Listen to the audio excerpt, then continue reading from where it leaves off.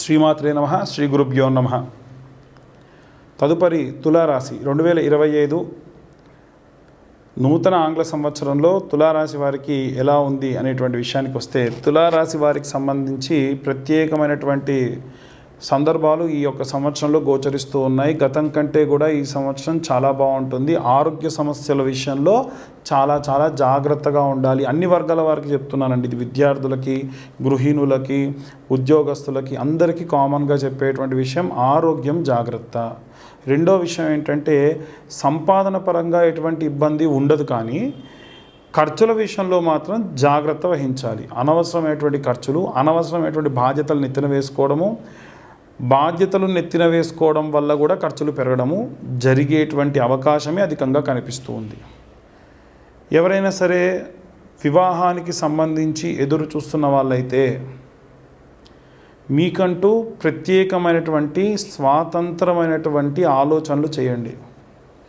ఒకరు చెబితే తీసుకునే నిర్ణయాల వల్ల మీరు ఇబ్బంది పడతారు. ఇక వచ్చేటువంటి వ్యక్తులను కూడా గౌరవించండి.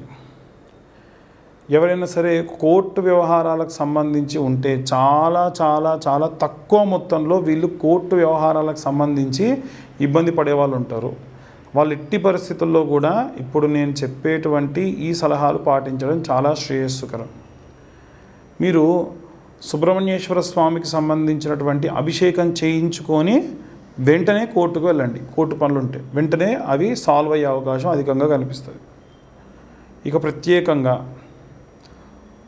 ఎవరైనా సరే సంతానానికి సంబంధించి ఎదురు చూస్తూ ఉంటే కనుక, మీకు సంబంధించి ఏవైనా సరే ఇంటి దేవతలు ఉండి వారికి మొక్కులు ఏమైనా ఉన్నాయో తెలుసుకోండి. దానివల్లే మీరు అధికంగా ఇబ్బంది పడుతూ ఉంటారు. మొదలు ఆరోగ్య సమస్యలు లేకుండా చూసుకోండి. పని ఒత్తిడి సహజంగా ఉంటుంది. ఆరోగ్య సమస్యలు ఖచ్చితంగా వస్తాయి. ఆరోగ్యాన్ని జాగ్రత్తగా చూసుకోండి. మీరు చేసేటువంటి పనులన్నీ కూడా జాగ్రత్తగా వహించండి. డబ్బుకి ఎటువంటి ఇబ్బంది ఉండదు, కానీ ఖర్చులు పెరుగుతాయి. ఖర్చులు మీరు నియంత్రణలో ఉండేటువంటి ప్రయత్నం చేయండి. నియంత్రణ లేని ఖర్చు వల్ల వచ్చే సంవత్సరం అంతా ఇబ్బంది పడకుండా చూసుకోండి. ఇక ఇంట్లో మీ యొక్క బెటర్ హాఫ్ అంటే భార్య అయితే భర్త, భర్త అయితే భార్య నుంచి ఒక కంప్లైంట్ ఏంటంటే, వారి నుంచి మీరు మీకోసం ఎక్స్పెక్ట్ చేసినంత టైం కానీ వాల్యూస్ కానీ వాళ్ళకి ఇవ్వట్లేదు అనేటువంటి కంప్లైంట్స్ వస్తూ ఉంటాయి. దయచేసి దృష్టిలో పెట్టుకొని ఎట్టి పరిస్థితుల్లో ఇంట్లో ఉండేటువంటి పర్సనల్ లైఫ్ కూడా ఇంపార్టెంట్. మీ ఆఫీస్ పనులు, మీ బయట వ్యవహారాలు బయటతోనే, ఇంటికి వచ్చిన తర్వాత కూడా వాటిని ఎత్తిన వేసుకొని ఇంట్లో ఉన్న వాళ్ళపైన చూపించకండి. మీ పిల్లలతో టైం కేటాయించండి. మీ అమ్మా నాన్నలతో టైం కేటాయించండి. మీకై మీరు ఏదైనా కొంత సమయం కేటాయించుకోండి. రోజు కూడా వీలైనంత వరకు ధ్యానం చేయండి. ఏదో ఒక మంత్రపఠనం చేయండి. ముఖ్యంగా లక్ష్మీ నరసింహస్వామికి సంబంధించిన మంత్రపఠనం చేస్తే మంచిది. ఏది కాదండి, ఆదిత్యాయ చ సోమాయ మంగళాయ బుధాయ చ గురు శుక్ర శనిభ్యశ్చ రాహవే కేతవే నమః ఈ మంత్రపఠనం చేసినా చాలు. విశేషమైనటువంటి ఉపశమనం అనేటువంటిది కలుగుతుంది. ఇవి ఈ రాశి వారికి సంబంధించినంత వరకు జరిగేటువంటి తీసుకునేటువంటి నియమ నిబంధనలు. ప్రత్యేకంగా గురుగ్రహము, శనీశ్వర గ్రహము, అలాగే రాహుకేతు గ్రహ సంచారం వల్ల ఎలాంటి రెమెడీస్ తీసుకోవాలి, ఎలాంటి మంత్ర పఠనం చేయడం వల్ల సత్ఫలితాలు కలుగుతాయి ఇప్పుడు చూస్తాం. ఈ యొక్క ఆంగ్ల నూతన సంవత్సరంలో అంటే 2025 జనవరి నుండి డిసెంబర్ వరకు కూడా ఈ యొక్క ద్వాదశ రాశుల వారికి సంబంధించి ప్రత్యేకంగా ప్రతి ఒక్క విభాగానికి సంబంధించి, విద్యార్థులకు సంబంధించి, గృహిణులకు సంబంధించి, సినీ రాజకీయ రంగాల వారికి సంబంధించి, అలాగే రాజకీయ ప్రముఖులకు సంబంధించి, మీడియా వాళ్ళకు సంబంధించి, ఉద్యోగస్తులకు సంబంధించి, వ్యాపారస్తులకు సంబంధించి, ఏవైనా సరే వివాహం కోసం ఎదురు చూస్తున్నటువంటి వారికి సంబంధించిన విషయానికి వస్తే మనము ఎలాంటి రెమెడీస్ తీసుకోవాలి అనేది ఇప్పుడు మనం చూసుకుందాం. ముఖ్యంగా ఈ యొక్క 2025 సంవత్సరంలో శని, గురు, అలాగే రాహుకేతుల యొక్క గ్రహ స్థితి మార్పు అనేటువంటిది ఏర్పడింది. అయితే ప్రతీ నెల కూడా గ్రహ సంచారం అనేటువంటిది మారుతూనే ఉన్నప్పటికీ ప్రత్యేకంగా ఈ యొక్క 4 గ్రహాల మార్పుల వల్ల విద్యార్థులకి కానీ, సినీ రాజకీయ రంగాలు, ఉద్యోగస్తులు, ఇతరత్ర ఇందాక మనం చెప్పుకున్న వాళ్ళందరికీ కూడా సంబంధించి ఏమేం చేయాలి, ఎలాంటి రెమెడీస్ పాటిస్తే బాగుంటుంది అనేటువంటి చూద్దాం. మొట్టమొదలు నా యొక్క వీడియోస్ వేరే దేశంలో ఉన్నటువంటి వారు కూడా చూసి మాకు కాల్ చేసి మమ్మల్ని చాలా ఆప్యాయంగా మాట్లాడిన అందరికీ కూడా మొట్టమొదలు ధన్యవాదాలు. ఇంతగా నన్ను ఆదరిస్తున్నటువంటి ప్రజలందరికీ, అలాగే ఈ యొక్క యూట్యూబ్ ఛానల్ వారికి కూడా నా యొక్క నమస్కారాలు. విద్యార్థుల విషయానికి వస్తే నీలా సరస్వతి స్తోత్రం అని ఉంటుందండి. కాస్త 8 స్తోత్రాలు ఉన్నప్పటికీ పిల్లలతోని ఈ సంవత్సరంలో వీలైతే నెలలో ఒక్కసారి మూలా నక్షత్రం వచ్చినప్పుడు నీలా సరస్వతి స్తోత్రము అని ఉంటుంది. ఆ స్తోత్రాన్ని చదివిపించండి. వీలైతే యూట్యూబ్లో ప్లే చేసి వాటితో అనుగుణంగా పిల్లల్ని చదివించండి. దానివల్ల చాలా చాలా మంచి ఫలితాలు విద్యార్థులకి లభించడం జరుగుతుంది. ఇక ప్రత్యేకంగా ఉద్యోగస్తుల విషయానికి వస్తే, ఉద్యోగస్తులు కానీ అలాగే గృహిణులకు సంబంధించిన విషయానికి వస్తే, అయితే ఉద్యోగస్తులందరికీ సంబంధించిన విషయానికి వస్తే చాలామంది అయ్యా మీరు పలానా ఐటీ సెక్టార్ వాళ్ళకు సంబంధించో, ప్రభుత్వ ఉద్యోగాలకు సంబంధించో వారి గురించే చెబుతున్నారు. అందరూ ఉంటారు కదా ఉద్యోగులు, అంటే చిన్న స్థాయి ఉద్యోగులు కూడా ఉంటారు కదా అంటున్నారు. ఇది ఖచ్చితంగా నిజమండి. కాబట్టి ఈ అన్ని రకాలైనటువంటి అన్ని వర్గాల వారికి సంబంధించిన ఉద్యోగులు ప్రతిరోజు కూడా ఏదైనా సరే మంత్రపఠనం చేయడం వల్ల వాళ్ళకు పాజిటివ్ ఎనర్జీ వస్తుంది. ఎలాంటిది అనంటే అందరికీ కూడా ముఖ్యంగా బృహస్పతి యొక్క అనుకూల స్థితి కలగాలి. కాబట్టి ఇప్పుడు నేను చెప్పేటువంటి ఈ శ్లోకాన్ని ఉద్యోగస్తులందరూ ప్రతిరోజు మీరు స్నానం చేసి దేవుడి దగ్గర నిల్చొని నేను ఈ చెప్పిన స్తోత్రాన్ని చదివే ప్రయత్నం చేయండి. చాలాసార్లు చెబుతున్నారు కానీ మాకు స్తోత్రం స్క్రీన్ మీద కనిపించట్లేదు అనే కంప్లైంట్ కూడా ఉంది. దాన్ని కూడా మేము రిట్రేట్ చేసి ఆ శ్లోకం కనిపించేట్టుగా చేస్తాం. దేవనాం చ ఋషీనాం చ గురుం కాంచన సన్నిభం బుద్ధిమంతం త్రిలోకేశం తం నమామి బృహస్పతిం. మరొకసారి చెప్తున్నా అండి. దేవనాం చ ఋషీనాం చ గురుం కాంచన సన్నిభం బుద్ధిమంతం త్రిలోకేశం తం నమామి బృహస్పతిం.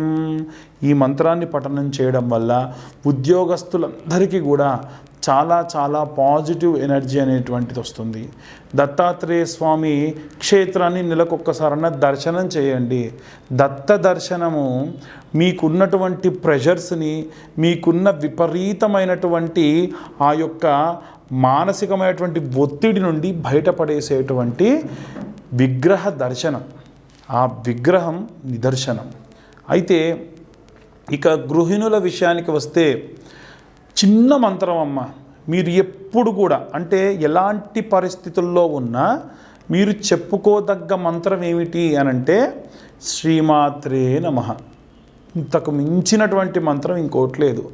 ఓం శ్రీమాత్రే నమః, ఓం శ్రీమాత్రే నమః అనేటువంటి మంత్రాన్ని పఠనం చేయండి. దానివల్ల అందరికీ కూడా, గృహిణులందరికీ కూడా చాలా మానసికమైనటువంటి శక్తి, ఏదైనా సరే సమాధానం చెప్పేటువంటి దానికి సంబంధించినటువంటి శక్తి లభిస్తుంది.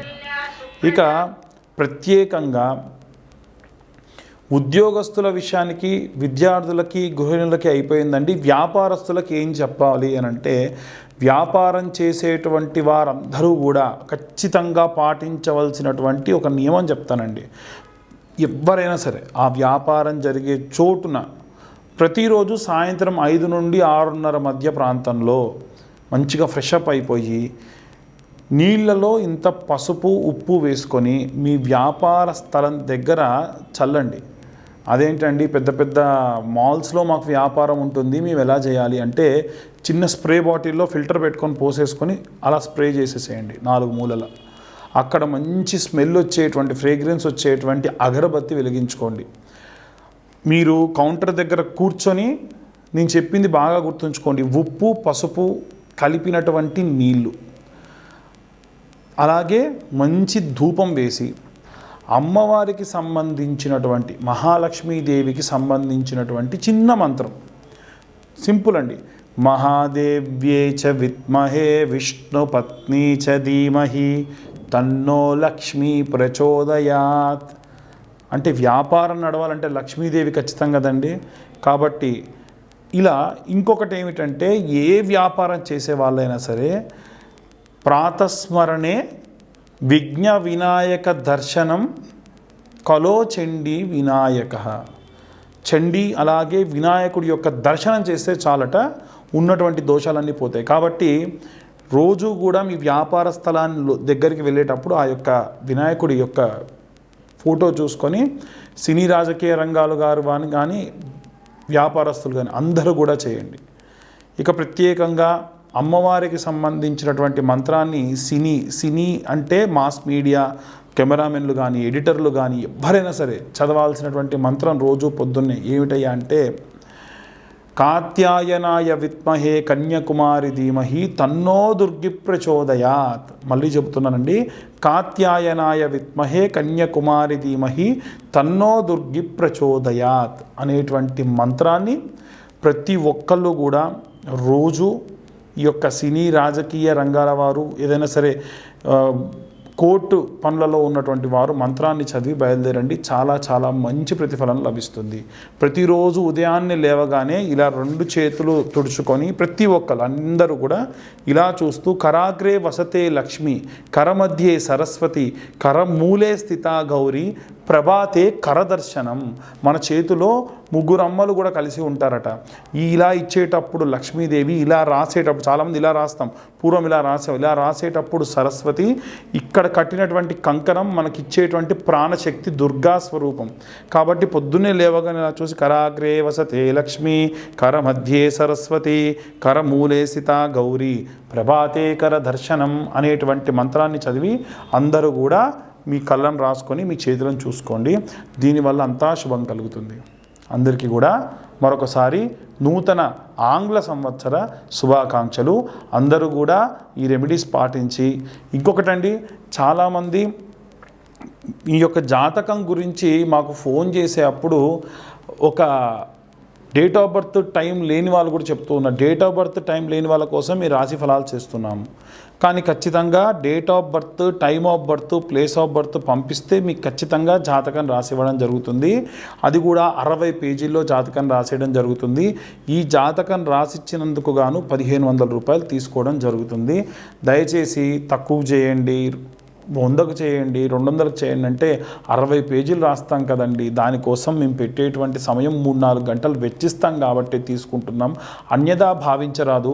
ఇంకెవరికైనా సరే ఇలా జాతకం మామూలుగా తెలుసుకోవాలి అనుకుంటే ఈ సంవత్సరం మేము ఖచ్చితంగా ఈ ఛానల్ ద్వారా ఒక లైవ్ ప్రోగ్రామ్ కండక్ట్ చేసి, లేదా మీరు ఇచ్చినటువంటి కామెంట్స్కి మేము రిప్లైగా మీ జాతకం పంపించడం కూడా జరుగుతుంది. అందరికీ కూడా ధన్యవాదాలు.